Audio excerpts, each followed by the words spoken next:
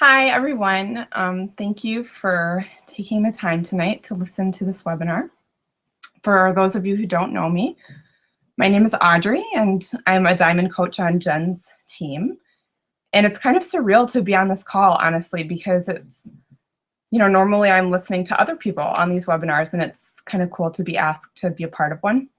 So Jen asked me if I would share some of my time management tips with all of you and kind of how I stay organized with my team.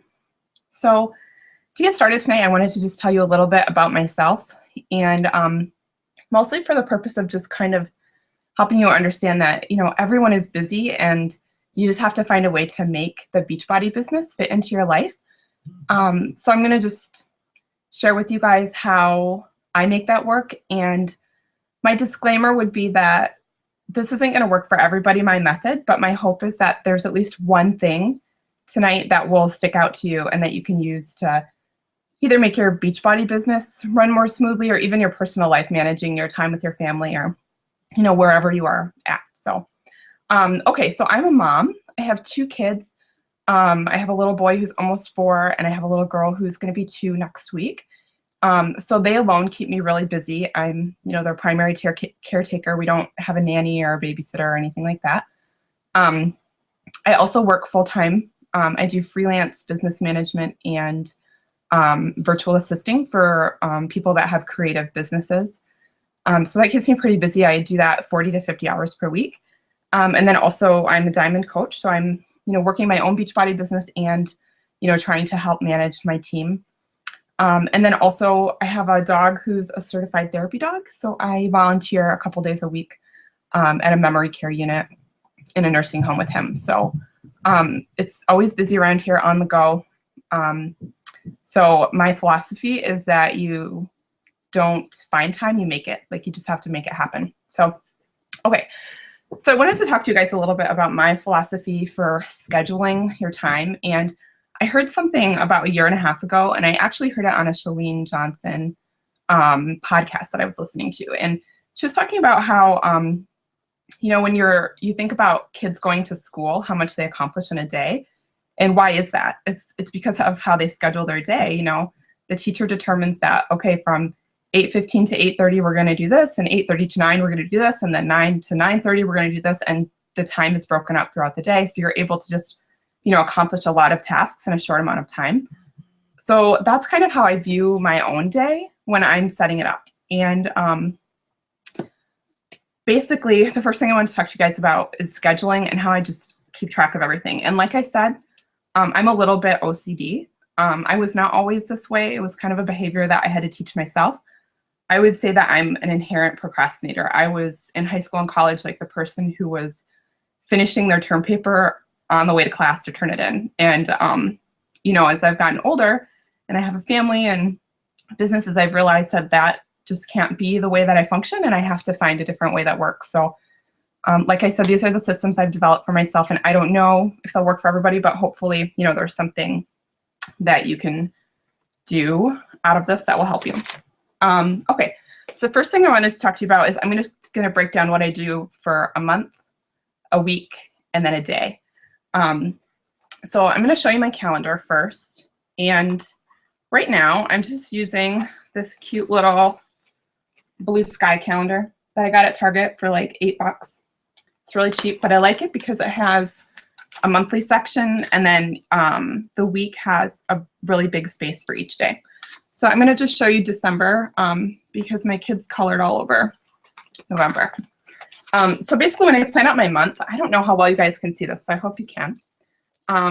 When I plan out my month, I write just big things that I really need to remember. Like, we have a trip coming up in December, so I have that, just really big, important things that are that take up big chunks of time. That's all that goes on my monthly calendar. Special appointments, like if the kids have a doctor's appointment or something like that, that goes on the monthly calendar. But little stuff that's like day-to-day routine stuff does not go on the calendar. And then when I do my week, I get a little bit more detailed. And again, I really hope you guys can see this, so at least get an idea. But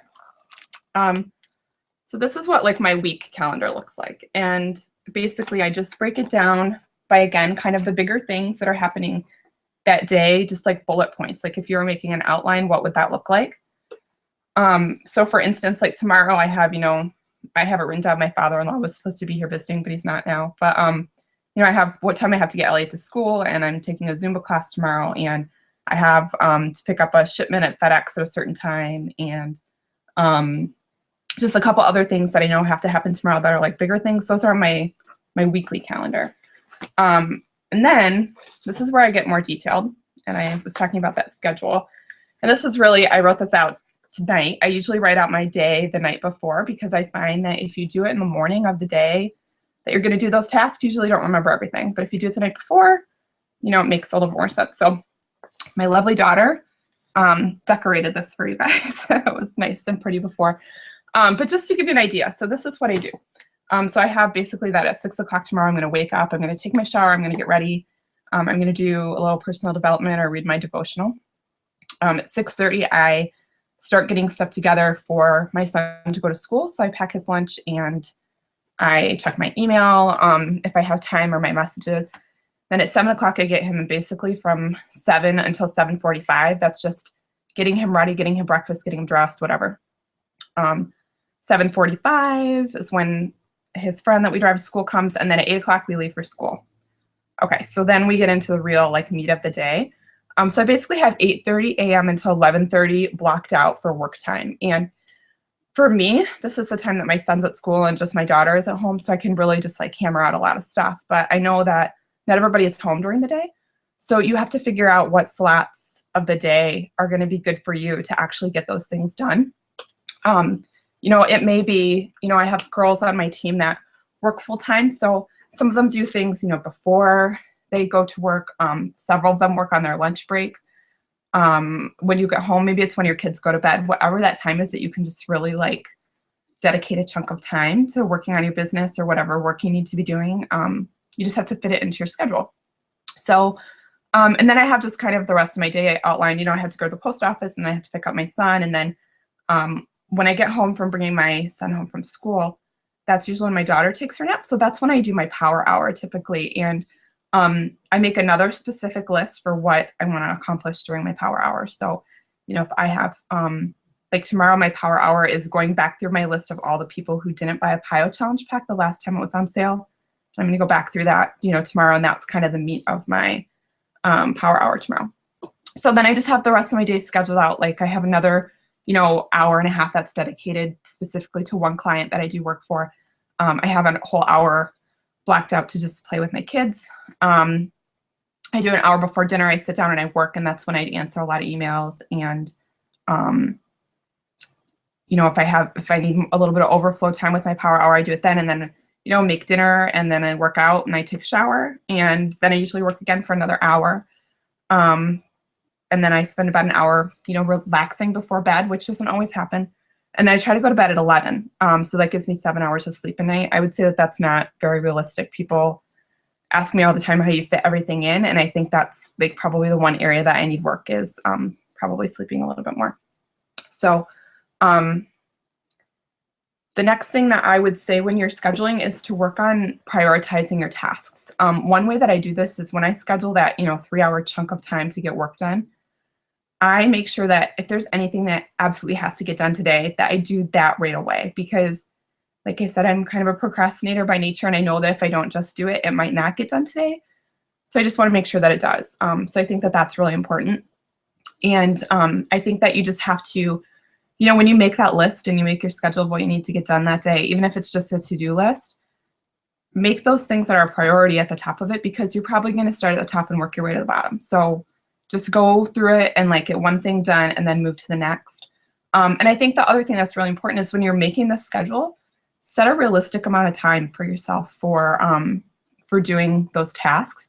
And don't give yourself too much time, because if you get distracted when you're doing these tasks, you're probably going to just sit there and not really finish what you're supposed to do. And then it takes you 2 hours to do something that should have taken 15 minutes. And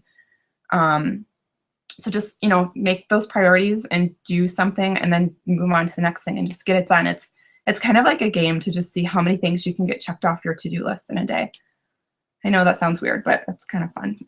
So, and then on that same note, the other thing that I would say is to just be honest with yourself and don't cheat on your time card. You know, if you were working full-time for a company, which a lot of you do, and you have to punch in the morning, you wouldn't punch in and then like screw around for 30 minutes and then maybe do 15 minutes of work and then go get a coffee and then come back and, you know, do that throughout the day and only work like 3 hours, but then punch out and tell your employer that you worked 8 hours that day. You wouldn't do that because it's not honest.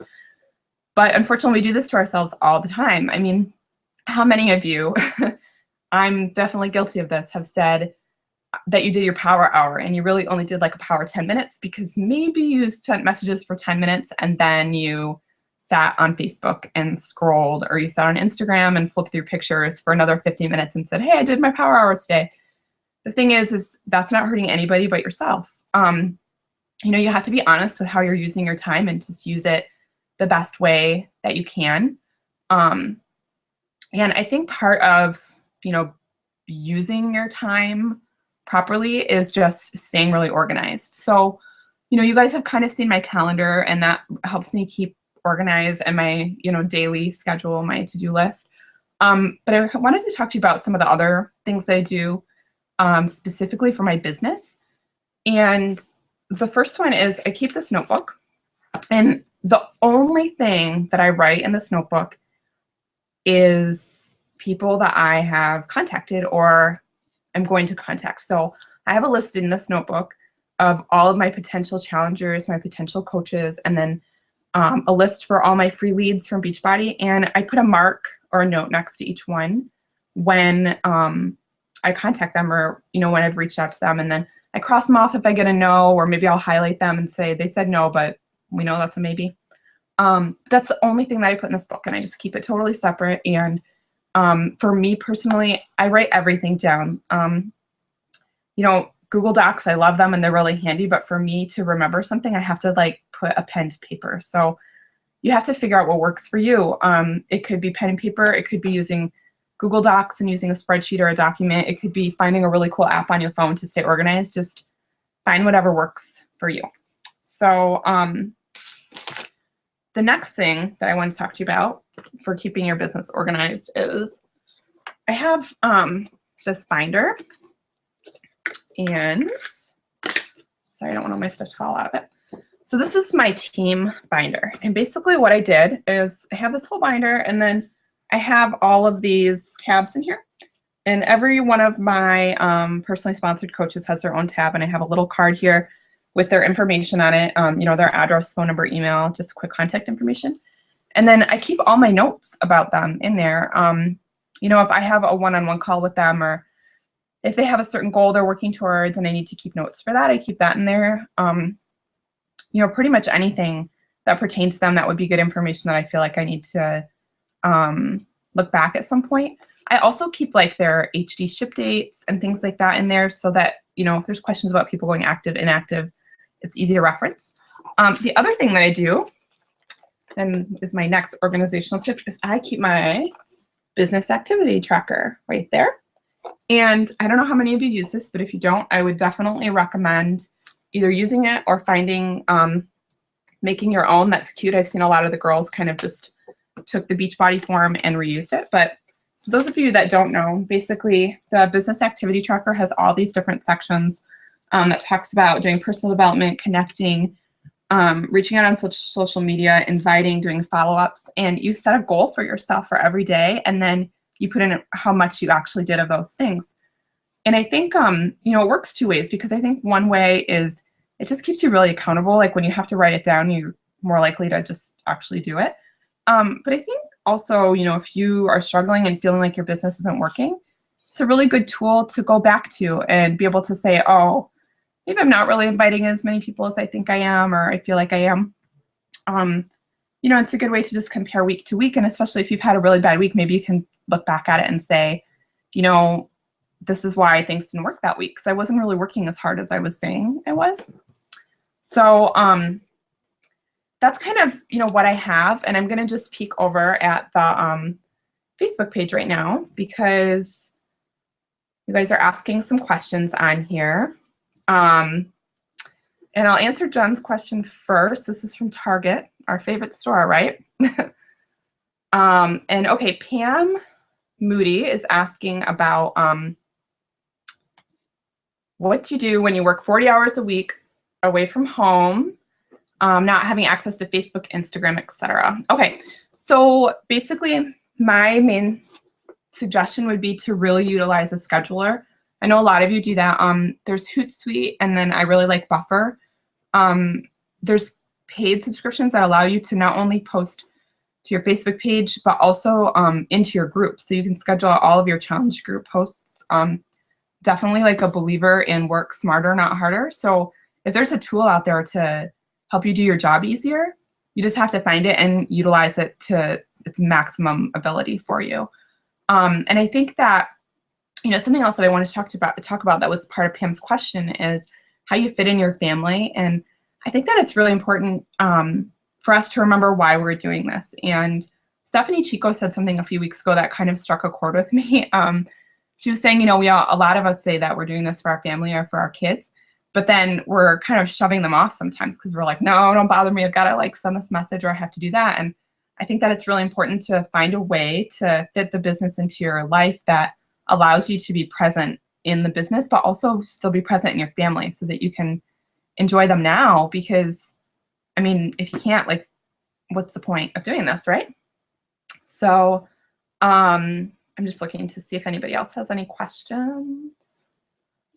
This isn't really refreshing very fast, so let's see. I don't see any more questions in that thread. If somebody else has a specific question for me, go ahead and post it now. I'll wait just a minute and answer anything else that you guys may want to know.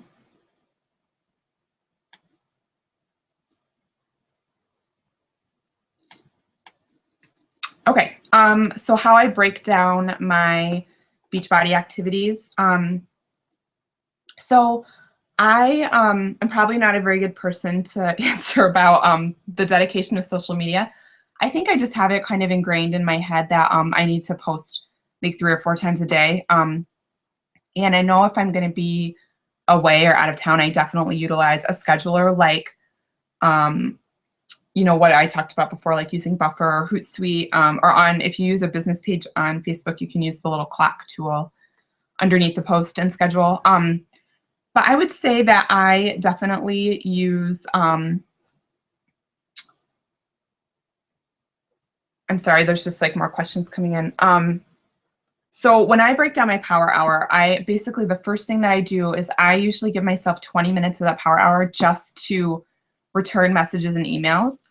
And then I probably spend about another 20 minutes sending messages to invite. And then my last 20 minutes is usually when I check in with my challenge groups and make my posts in there for the day. However, I think that we all know that the power hour doesn't always happen all in one chunk. Sometimes it's, you know, broken up. So that's kind of my plan, is break it up 20, 20, 20, and at least accomplish 3 big tasks out of the power hour list that day. I don't include my personal development in my power hour because I usually do that right away when I wake up in the morning, just because I have time and it's quiet and my kids aren't running around and being crazy. So, okay, somebody else is asking, having a supportive husband is key to making your business successful. This is a really great question. And so when I first started doing Beachbody, my husband probably wasn't very supportive, and probably more fault to my own. I'm very much like a whim of the week type of person. And I'm certain that when I started it, he thought, oh boy, what is this? She's only going to do it for like 2 weeks and then it'll be done. But I think I got to a certain point in my business where he saw, you know, not only was I having success with it, but that it was really changing me as a person, that I was happier and I felt really fulfilled. And I think that's kind of the point that he really jumped on board. And, you know, we have a unique situation. He works from home also. So that definitely helps because he is here. You know, if I really need, you know, to get something done, he can, you know, take the kids for a little bit or whatever. So I would definitely say that having a supportive husband certainly helps. But I don't think that, like, if your spouse is not supportive of what you're doing, I don't think that it's like, you know, an end game. I think that, you know, it's kind of just like a bonus if they are supportive. So just going to take a peek again and see if there's any more questions.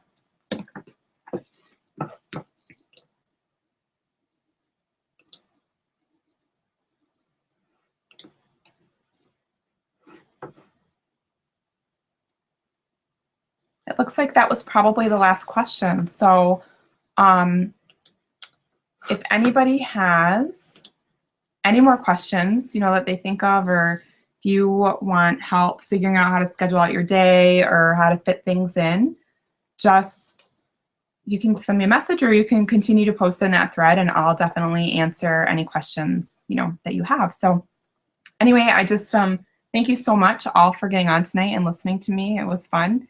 And I hope that at least something that I showed you tonight will be helpful for you. So thank you and have a good night, everyone. Bye.